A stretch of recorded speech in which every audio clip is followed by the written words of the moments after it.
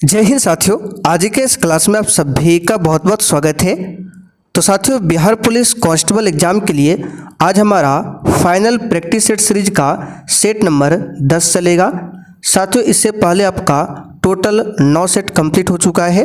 अगर आपका छूटा हुआ है तो इसके लिए प्लेलिस्ट बना हुआ है, प्लेलिस्ट में जाकर आप उन सभी वीडियो को देख सकते हैं। बहुत ही ज़्यादा इंपॉर्टेंट वीडियो है। तो आज के इस प्रैक्टिस सेट में जीके, साइंस, हिंदी व्याकरण और करंट अफेयर्स के क्वेश्चन है।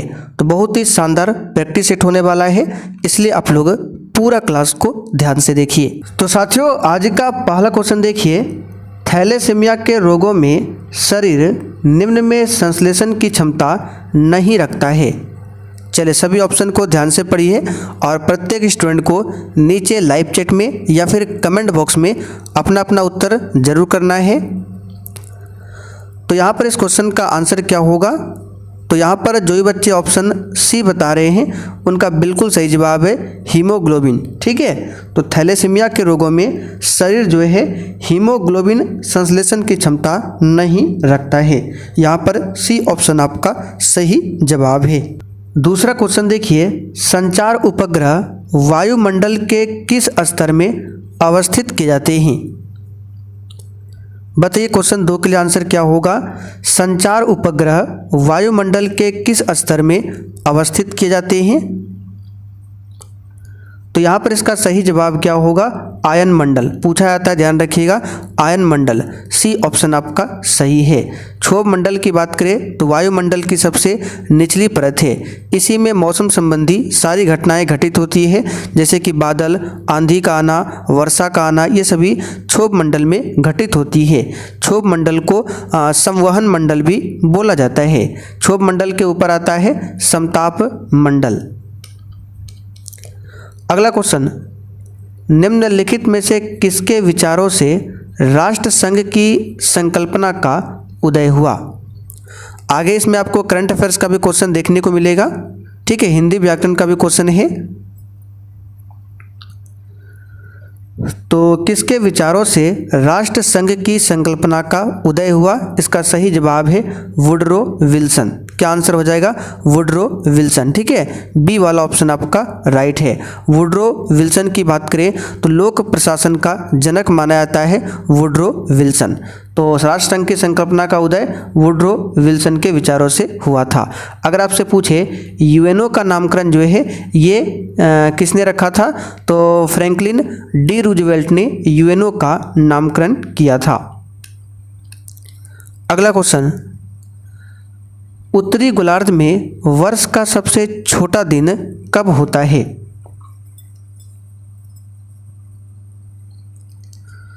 तो साथियों, उत्तरी गोलार्ध में वर्ष का सबसे छोटा दिन 22 दिसंबर को होता है और वर्ष का सबसे बड़ा दिन होता है 21 जून को। ये उत्तरी गोलार्ध में बोल रहे हैं। ठीक है, अगर दक्षिणी गोलार्ध की बात करें तो 22 दिसंबर को दक्षिणी गोलार्ध में क्या होता है? सबसे बड़ा दिन होता है, लेकिन उत्तरी गोलार्ध में 22 दिसंबर को सबसे छोटा दिन होता है। इस बात को ध्यान रखिएगा। अच्छा, अगर आपसे पूछे संपूर्ण पृथ्वी पर जो दिन और रात बराबर होते हैं वो कब कब होता है, तो 2 डेट है, एक है 23 सितंबर, दूसरा है 21 मार्च। तो 23 सितंबर और 21 मार्च को दिन एवं रात पूरे यानी दोनों गोलार्धों में बराबर होते हैं। अगला क्वेश्चन, निम्न में से कौन सा कर प्रत्यक्ष कर नहीं है? और देखिए, जो भी साथी चैनल पर पहली बार आए हैं आप लोग चैनल को जरूर सब्सक्राइब कर लीजिए ताकि बिहार पुलिस से संबंधित आपसे एक भी क्लास छूटे ना। तो कौन सा प्रत्यक्ष कर नहीं है? बिक्री कर, ये प्रत्यक्ष कर नहीं है। यहाँ पर सी ऑप्शन आपका सही जवाब है। बिक्री कर जो है ये अप्रत्यक्ष कर है। जीएसटी पूछे, जीएसटी ये भी आपका क्या है? अप्रत्यक्ष कर है। उत्पाद कर, सीमा शुल्क, ये सभी अप्रत्यक्ष कर का उदाहरण है। जबकि आयकर, निगम कर, ठीक है, उसके बाद संपत्ति कर, ठीक है, संपत्ति कर हो गया, ये सभी क्या है? प्रत्यक्ष कर के अंतर्गत में आता है। अगला क्वेश्चन देखिए, किस वाद ने संसद में मौलिक अधिकारों में संशोधन का अधिकार दिया? चलिए, बहुत ही शानदार शानदार क्वेश्चन है, फटाफट से आंसर लगाइए। और जो भी साथी चैनल पर पहली बार आए हैं, आप लोग चैनल को जरूर सब्सक्राइब कर लीजिए ताकि बिहार पुलिस से संबंधित आपसे एक भी क्लास छूटे ना। तो इसका सही जवाब है केशवानंद भारती बनाम केरल राज्य। ए ऑप्शन आपका सही जवाब है। ये मामला कब आया था? तो 1973 में। कब आया था? 1973 में। गोलकनाथवाद कब आया था? 1967 में। ठीक है, 1967 में। अगला क्वेश्चन देखते हैं, अग्निशमन में कौन सी गैस काम आती है? और साथियों, सेशन के लास्ट में आप सभी को अपना अपना स्कोर कमेंट करके जरूर बताना है कि आपने कितने क्वेश्चन सही किए हैं।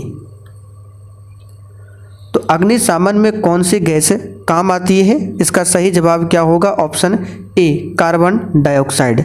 ए ऑप्शन आपका सही है। अच्छा, वायुमंडल में कार्बन डाइऑक्साइड कितना प्रतिशत है? तो कल भी हमने आपको बताया था 0.03%। यहाँ से आपसे कुछ क्वेश्चन पूछते हैं। अगर आपसे पूछे जल गैस ये किसका किसका मिश्रण होता है? तो जल गैस जो है कार्बन मोनोऑक्साइड और हाइड्रोजन का मिक्सर होता है। प्रोड्यूसर गैस पूछे किसका मिश्रण होता है? तो कार्बन मोनोऑक्साइड और नाइट्रोजन का मिश्रण होता है प्रोड्यूसर गैस। चलिए आगे देखते हैं, किस संविधान संशोधन के अनुसार लोकसभा का कार्यकाल 6 वर्ष किया गया था?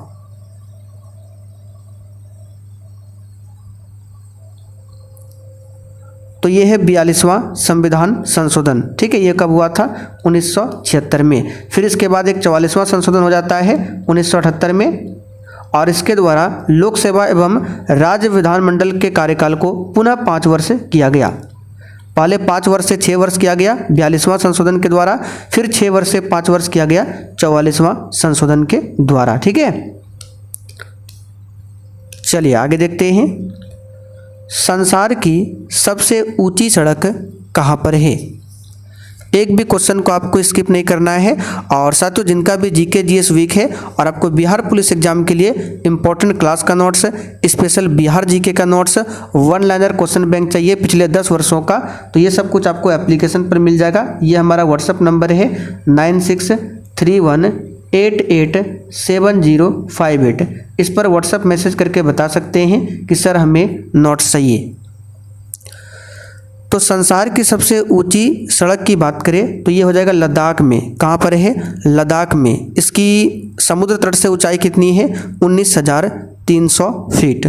अच्छा, अगर आपसे पूछे भारत का सबसे लंबा सड़क पुल कौन सा है? तो भूपेन हजारिका पुल। भूपेन हजारिका पुल, जिसको ढोला सदिया पुल के नाम से भी जाना जाता है, जो असम एवं अरुणाचल प्रदेश के बीच ब्रह्मपुत्रा की सहायक नदी लोहित नदी पर बना है। अच्छा, इस पुल की लंबाई कितनी है? भूपेन हजारिका पुल की लंबाई तो 9.15 किलोमीटर लंबा है। विश्व की सबसे लंबी राजमार्ग पूछे कौन सी है? तो अटल सुरंग है। ठीक है, विश्व की सबसे लंबी राजमार्ग सुरंग की बात करें तो अटल सुरंग है। ये सब कुछ आपको नोट्स में लिखा हुआ मिलेगा। भारत का प्रथम परमाणु संयंत्र निम्न में कौन है?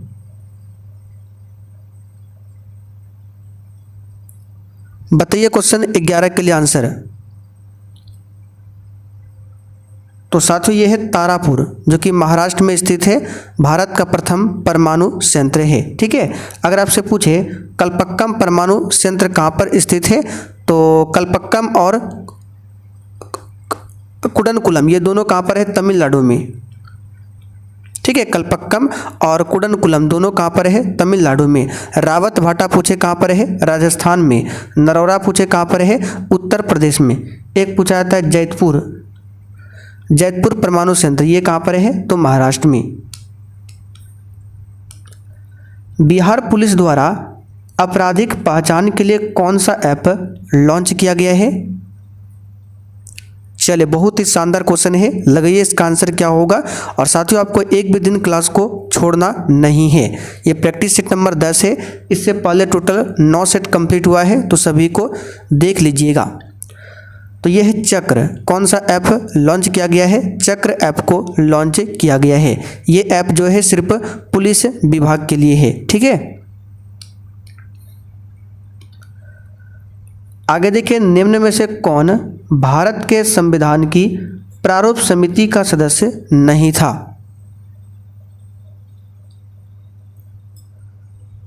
तो प्रारूप समिति को मसौदा समिति और इंग्लिश में ड्राफ्टिंग कमेटी भी बोला जाता है। उसमें टोटल 7 मेंबर थे, जिसमें से एक अध्यक्ष था। कौन था अध्यक्ष? डॉक्टर भीमराव अंबेडकर। बाकी 6 अन्य सदस्य कौन कौन थे, नाम जान लीजिए, पूछा जाता है। तो एन गोपाल स्वामी अयंगर, दूसरा अल्लादी कृष्णा स्वामी अय्यर, तीसरा डॉक्टर के एम मुंशी, चौथा सैयद मोहम्मद सादुल्ला, पांचवा हो जाएगा एन माधव राव। ठीक है, बाद में एन माधव राव के स्थान पर आ जाता है बी एल मित्र। ठीक है, और छठा लास्ट में टीटी कृष्णामाचारी। टीटी कृष्णामाचारी के स्थान पर भी बाद में आता है डीपी खेतान। तो ये 6 अन्य सदस्यों का नाम ध्यान रखिएगा। अच्छा, प्रारूप समिति का गठन कब हुआ था? तो 29 अगस्त 1947 को इसका गठन हुआ था। कौन सी परिस्थिति में चंद्रग्रहण होता है?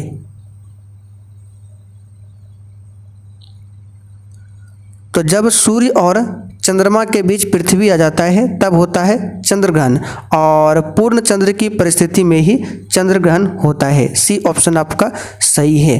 चंद्रग्रहण हमेशा पूर्णिमा को ही होता है, लेकिन प्रत्येक पूर्णिमा को नहीं होता है। एक वर्ष में मैक्सिमम 3 बार चंद्रग्रहण लग सकता है, ध्यान रखिएगा। ठीक है, और पूर्ण जो सूर्य ग्रहण लगता है वो हमेशा अमावस्या को लगता है। भारत भवन का वास्तुविद कौन है?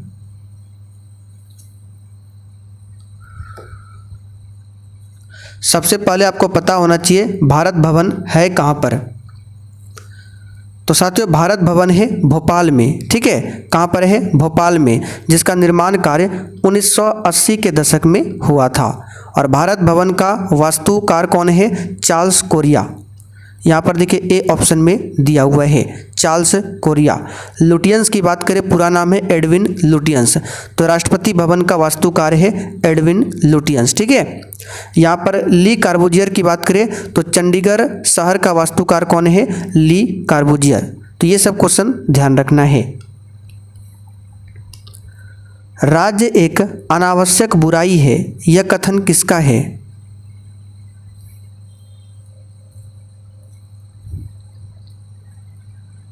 तो साथियों, राज्य एक अनावश्यक बुराई है, यह कथन किसका है?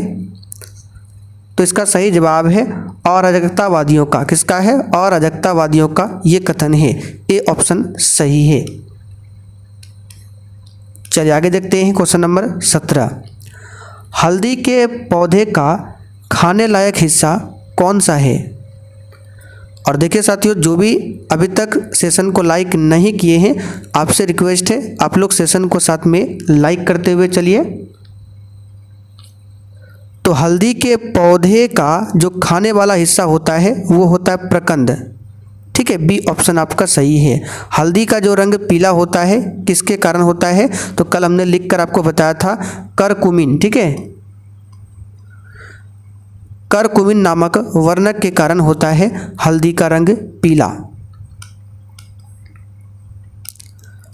आगे देखिए, निम्नलिखित में से कौन सी रंग क्रांति स्वतंत्रता के बाद भारत में संबंधित कृषि क्षेत्र में उत्पादन में उल्लेखनीय वृद्धि से सुमेलित नहीं है? यहाँ पर बताना है कौन सा सुमेलित नहीं है, ये आपको बताना है। तो पीली क्रांति तिलहन से संबंधित है, बिल्कुल सही है। श्वेत क्रांति दूध से, हरित क्रांति खाद्यान्न उत्पादन से, नीली क्रांति फल और सब्जी दिया हुआ, ये गलत है। नीली क्रांति मत्स्य पालन और जलीय कृषि से संबंधित है नीली क्रांति। तो पहला वाला ऑप्शन ही आपका गलत है। अगर आपसे पूछे रजत क्रांति किससे संबंधित है? अंडा उत्पादन से। अगर आपसे पूछे गोल्डन क्रांति किससे संबंधित है? तो फल सब्जी, ठीक है, इससे संबंधित है गोल्डन क्रांति, यहाँ पे जो कि दिया हुआ है। अप्रत्यक्ष कर का भार मुख्यतः किन्हें वहन करना पड़ता है?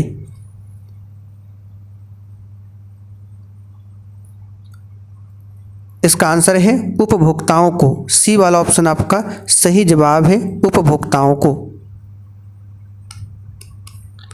आगे देखिए, जब हम अपनी पसंद की कोई चीज़ खाते हैं तो हमारे मुंह में लार नामक तरल पदार्थ के कारण पानी आने लगता है। इस स्थिति में कौन से एंजाइम स्टार्च को साधारण शर्करा में तोड़ देते हैं? तो कौन सा एंजाइम है? यह है एमाइलेज एंजाइम। बी ऑप्शन आपका सही जवाब है। पेप्सिन एंजाइम की बात करें तो ये पेट में पाया जाता है। कहाँ पर? पेट में पाया जाता है। कांच की कौन सी किस्म ताप रोधी है? बताइए, कांच की कौन सी किस्में हैं जो ताप रोधी है? तो ये है पायरेक्स कांच। सी वाला ऑप्शन आपका सही है। अच्छा, सर्वप्रथम कांच का निर्माण पूछे किस काल में हुआ था? तो प्राचीन काल में हुआ था। कहाँ पर? तो मिस्र में। प्राचीन काल में मिस्र में सबसे पहले कांच का निर्माण हुआ था। आगे देखिए, निम्नलिखित में से किस शास्त्रीय नृत्य शैली में कथा या भाव हमेशा महाभारत या रामायण से लिया जाता है?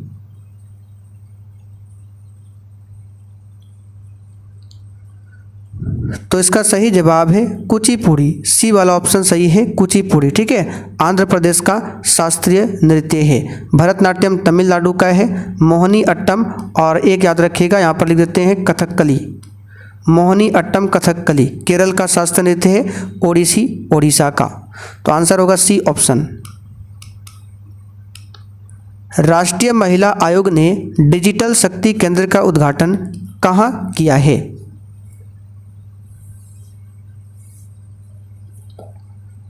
तो ये किया है नई दिल्ली में। बी ऑप्शन सही है। राष्ट्रीय महिला आयोग का गठन कब हुआ था? तो 31 जनवरी 1992 को हुआ था। वर्तमान में राष्ट्रीय महिला आयोग के अध्यक्ष कौन है? तो विजया किशोर राहटकर। नाम लिख देते हैं, कौन है? विजया किशोर राहटकर वर्तमान में महिला आयोग के अध्यक्ष है। अगला question, all India trade union Congress का गठन कब और किसकी अध्यक्षता में किया गया था?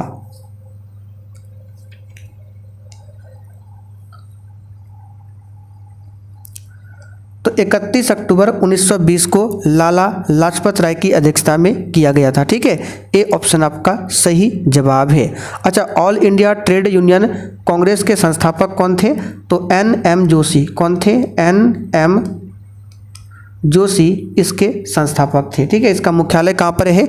नई दिल्ली में। और इसके स्थापना का कहाँ किया गया था?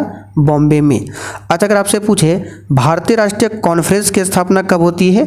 तो 1883 में। कांग्रेस नहीं, भारतीय राष्ट्रीय कॉन्फ्रेंस, जिसकी स्थापना 1883 में सुरेंद्र नाथ बनर्जी ने किया था।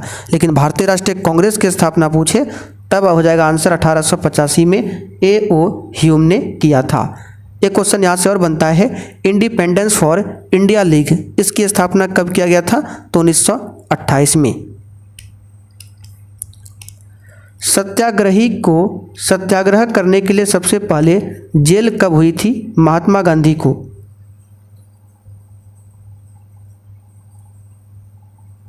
तो सत्याग्रही महात्मा गांधी को सत्याग्रह करने के लिए सबसे पहले 1908 में जेल हुई थी। बी ऑप्शन आपका सही जवाब है। 10 जनवरी 1908 में दक्षिण अफ्रीका में जेल गए थे। अच्छा, गांधी जी दक्षिण अफ्रीका में प्रथम बार कब आए थे? तो 1893 में। और दक्षिण अफ्रीका से महात्मा गांधी जी भारत कब लौटे थे? 9 जनवरी 1915 को। इसलिए 9 जनवरी को प्रवासी भारतीय दिवस मनाया जाता है। रंग भेद नीति का विरोध करने वाले कौन थे पहले व्यक्ति? तो महात्मा गांधी थे। फरवरी 2025 तक बिहार में कुल कितने रामसर स्थल है? देख सकते हैं कितना ज़्यादा सटीक क्वेश्चन एग्जाम के लिए। तो याद रखिएगा 3 रामसर स्थल है। बिहार का पहला रामसर स्थल पूछे तो कांवर झील है, जो कि कहाँ पर है? बेगूसराय में है कांवर झील, जिसे 2020 में रामसर साइट घोषित किया गया था। तो ये हुआ बिहार का पहला। बिहार का दूसरा कौन सा हो जाएगा? तो नागी पक्षी अभ्यारण्य। नागी पक्षी अभ्यारण्य ये बिहार का दूसरा है और भारत का 81वां। भारत का 81वां और बिहार का दूसरा। ठीक है, और तीसरा पूछे कौन सा बिहार का, तो तीसरा है नकटी पक्षी अभ्यारण्य, ये बिहार का तीसरा है और पूरे भारत का 82वां रामसर स्थल है। तो बिहार में 3 कौन कौन है, कांवर झील है, नागी है, उसके बाद नकटी हो रही है। भारत के राष्ट्रपति को महाभियोग द्वारा हटाने की प्रक्रिया निम्नलिखित में से किस अनुच्छेद में वर्णित है। देखिए महाभियोग एक अर्ध न्यायिक प्रक्रिया है, ठीक है। तो किस अनुच्छेद के तहत, तो अनुच्छेद 61 के तहत, सिंपल सा क्वेश्चन है, 61 के तहत। और महाभियोग लगाने से पहले 14 दिन पूर्व राष्ट्रपति को नोटिस देना होता है। निम्नलिखित में से कौन सा विशेषण संख्या को दर्शाता है। तो संख्या यहाँ पे 10 मीटर कपड़ा यहाँ पे संख्या को दर्शा रहा है।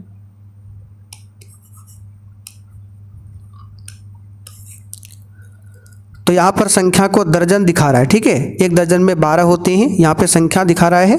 तो बी ऑप्शन आपका संख्यावाचक। आगे देखिए, अधम का विपरीत शब्द क्या है। अधम का मतलब होता है नीच, इसका उल्टा क्या होगा, उत्तम, यानी कि बढ़िया, ठीक है। चलिए आगे देखिए, निम्न में से किस नदी को म्यांमार की जीवन धारा कहा जाता है। तो ये है इरावती नदी, म्यांमार की जीवन धारा कहा जाता है। डी ऑप्शन आपका सही है। म्यांमार को पैगोडा का देश भी बोला जाता है। आगे देखिए, राम कृपा भवन निशा सिरानी में कौन सा अलंकार है। तो साथियों इसमें रूपक अलंकार है। कौन सा है, रूपक अलंकार। मैथ्स का क्वेश्चन देखिए, एक वृत्त का क्षेत्रफल 616 वर्ग मीटर है, तो इसका व्यास क्या होगा। सिंपल सा क्वेश्चन है, वृत्त का क्षेत्रफल होता है पाई आर स्क्वायर, और ये दिया हुआ है 616। पाई का मान कितना होता है 22/7 इंटू आर स्क्वायर बराबर 600 कितना हो जाएगा 16, ठीक है। तो 22 से 616 को काटेंगे तो कितना बार में जाएगा, तो ये हो जाएगा आपका 22 दूनी 44, 22 दिया तो 66 हो जाता है, 44 और 6 50 हो गया, और 11 6 इधर कितना हो गया 17, 176 बचा, 17 और 6 176, और ये 22 8 176 28। अब 28 गुना 7 करना है, यानी आर स्क्वायर बराबर क्या हो जाएगा 28 गुना 7, आर स्क्वायर बराबर कितना हो जाएगा 8 7 56 के 6, हाथ में 5, 7 दूनी 14 और 5 19, 196। आर बराबर क्या हो जाएगा अंडर रूट 196, ठीक है। तो 196 किसका वर्गमूल होता है 14 का। तो आर का मान हो गया 14, तो हमको व्यास बताना है, तो त्रिज्या का 2 गुना व्यास होता है। अगर त्रिज्या 14 है तो व्यास कितना होगा 28। आंसर हो जाएगा इसका सी ऑप्शन। चलिए देखिए फिर करंट अफेयर्स का क्वेश्चन है, मार्च 2025 में किस राज्य में महिला एवं बाल सुरक्षा को मजबूत करने हेतु प्रोजेक्ट हिफाजत शुरू किया गया है। इसका सही जवाब है पंजाब, डी ऑप्शन सही है। शून्य आधारित बजट की अवधारणा किसने दी थी।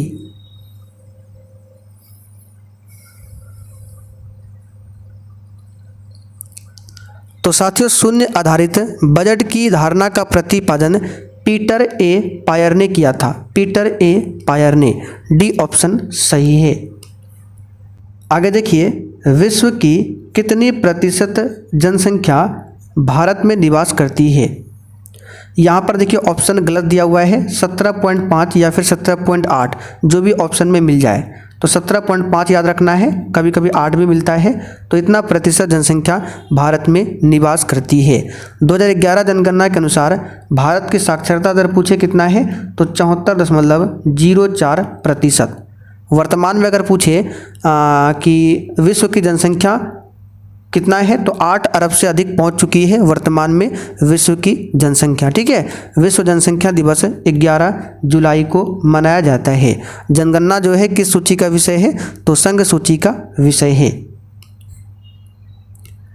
यूएनओ का कौन सा अंग पैलेस दी हेग नीदरलैंड में पीस पैलेस से कार्य करता है। तो यह है अंतर्राष्ट्रीय न्यायालय न्याय, डी ऑप्शन सही है। इसकी स्थापना जून 1945 में किया गया था। ठीक है, और इस न्यायालय में न्यायाधीशों की संख्या कितनी होती है? तो 15 इसमें न्यायाधीश होते हैं। इसकी नियुक्ति 9 वर्षों के लिए होता है। ठीक है, 15 न्यायाधीश जो होते हैं नियुक्ति 9 वर्षों के लिए होता है। अच्छा, अगर आपसे पूछे अंतर्राष्ट्रीय न्यायालय की जो कार्यकारी भाषा है वो क्या है? तो फ्रेंच और अंग्रेजी। आगे देखिए, घाटे की वित्तीय व्यवस्था का अर्थव्यवस्था पर क्या प्रभाव पड़ता है? तो साथियों, घाटे की वित्तीय व्यवस्था का अर्थव्यवस्था पर क्या प्रभाव पड़ता है? तो इसका सही जवाब है मुद्रा आपूर्ति में बढ़ोतरी। किसने 1 मार्च 2025 को रक्षा लेखा महानियंत्रक का पदभार ग्रहण किया है? तो ये भी करंट अफेयर्स का क्वेश्चन है। ये ग्रहण किया है मयंक शर्मा ने, याद रखिएगा, मयंक शर्मा ने।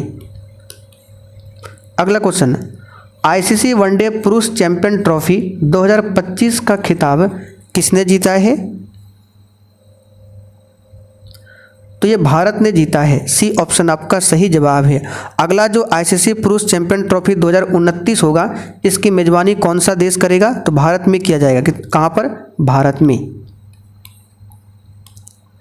निम्नलिखित में से कौन सा कथन सही है, ये आपको बताना है। कौन सा कथन यहाँ पर सही है ये बताना है कूट के माध्यम से। तो कुछ धातुओं को पीटकर पतली चादर बनाया जा सकता है, इस गुणधर्म को आघातवर्ध कहा जाता है। बिल्कुल करेक्ट है पहला वाला ऑप्शन। धातुओं को खींचकर पतले तार बनाए जा सकते हैं, धातुएं उष्मा की सुचालक होती है। तीनों ही कथन यहाँ पर क्या है? सही है। तो आंसर हो जाएगा पहला वाला ऑप्शन। कंप्यूटर वायरस किसी सिस्टम की कार्यक्षमता को किस प्रकार प्रभावित कर सकता है? तो कंप्यूटर वायरस जो है सॉफ्टवेयर में खराबी या क्रैश उत्पन्न करके कार्यक्षमता को प्रभावित कर सकता है। बी ऑप्शन सही है। निषेचन के बाद बीजांड विकसित होकर निम्नलिखित में से किसमें परिवर्तित हो जाता है? तो इसका सही जवाब है बीज में। ए ऑप्शन सही है, बीज में। कास्टिक सोडा का रासायनिक नाम क्या है? बताइए। तो साथियों, कास्टिक सोडा का रासायनिक नाम हो जाएगा आपका क्या? तो sodium hydroxide, NaOH। C option यहाँ पर आपका सही है। अगर आपसे पूछे कास्टिक पोटास का रासायनिक नाम क्या है? तो potassium hydroxide. Potassium hydroxide caustic potash का है। साधारण नमक का आप सभी जानते हैं सोडियम क्लोराइड। धोबन सोडा का सोडियम कार्बोनेट। चिली साल्टपीटर का पूछे तो सोडियम नाइट्रेट। ये किसका रासायनिक नाम है? चिली साल्टपीटर का। चलिए आगे देखिए, डिप्लोपिया नामक बीमारी मानव के किस अंग से संबंधित है? तो ये आँख से संबंधित है। ट्रैकोमा बीमारी पूछा जाता है, ये किससे संबंधित है? ये भी आँख से संबंधित है। ठीक है, आंत की बात करें तो इसको प्रभावित करने वाला बीमारी कौन सा है? तो हैजा, टाइफाइड, ये आंत को प्रभावित करता है। मस्तिष्क की बात करें तो मस्तिष्क को प्रभावित करने वाली बीमारी मेनिनजाइटिस है। पूछा जाता है मेनिनजाइटिस बीमारी किसको प्रभावित करती है? तो मस्तिष्क को। चलिए देखते हैं आगे, स्याही बनाने में कौन सा अम्ल काम में लाया जाता है? तो ये है फ्यूमेरिक अम्ल। डी ऑप्शन यहाँ पर आपका सही है। अच्छा, अम्ल का जलीय विलयन क्या करता है? नीले लिटमस को लाल कर देता है, ये बता चुके हैं। सर्वोच्च न्यायालय यानी सुप्रीम कोर्ट के न्यायाधीश के रूप में योग्य होने के लिए एक व्यक्ति को उच्च न्यायालय यानी हाई कोर्ट में कितने वर्ष की न्यूनतम अवधि तक कार्य का अनुभव होना चाहिए? तो पॉलिटी क्लास में ये डिटेल्स में चर्चा कर चुके थे, 10 वर्ष। आइए अब आपको यहाँ पर बता देते हैं सुप्रीम कोर्ट का अगर न्यायाधीश बनना है तो उसके लिए क्या क्या शर्तें हैं। पहला शर्तें हैं वह भारत का नागरिक हो। दूसरा शर्त क्या है? यदि कोई व्यक्ति लगातार 10 वर्ष तक एक या एक से अधिक हाई कोर्ट में वकालत किया हो तो बन सकता है। तीसरा कंडीशन क्या है? तीसरा कंडीशन है कि वह किसी उच्च न्यायालय में कम से कम 5 साल तक न्यायाधीश रहा हो, ठीक है। और चौथा है राष्ट्रपति के विचार में वह कानून के विशेषज्ञ हो तो ही उच्चतम न्यायालय में राष्ट्रपति द्वारा न्यायाधीश नियुक्त किया जा सकता है। तो ये सब कंडीशन है। और उच्चतम न्यायालय का उल्लेख की बात करें, सुप्रीम कोर्ट का उल्लेख किस भाग में मिलता है, तो भाग 5 में सुप्रीम कोर्ट का उल्लेख है, आर्टिकल 124 से लेकर 147 तक। किसी तत्व का इलेक्ट्रॉनिक विन्यास 285 है, उस तत्व का नाम क्या है? तो सबको जोड़ दीजिए, 2 8 10 5 15, और 15 होता है फास्फोरस का। किसका होता है? फास्फोरस का। बर्फ पानी पर इसलिए तैरता है, क्यों? देखिए, कोई भी वस्तु तैरता कब है? जब उसका घनत्व पानी के घनत्व से कम होता है। अगर घनत्व अधिक होगा तो डूब जाएगा। तो सीधा सा बात है, बर्फ का घनत्व पानी के अपेक्षाकृत कम होता है, इसलिए तैरता है। अब बर्फ का घनत्व होता कितना है? तो 0.9 ग्राम प्रति सेंटीमीटर क्यूब, और पानी का घनत्व होता है 1 ग्राम प्रति सेंटीमीटर क्यूब। तो पानी का अधिक है, जल का कम है, इसलिए ये तैरता है। समुद्र में डूबी वस्तु का पता लगाने के लिए किस यंत्र का प्रयोग किया जाता है?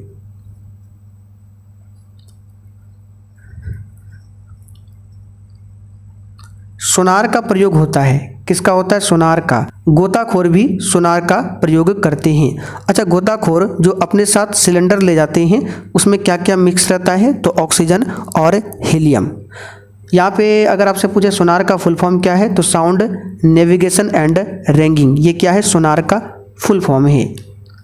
तो साथियों, आज का सेट आपका यहीं पर कंप्लीट होता है।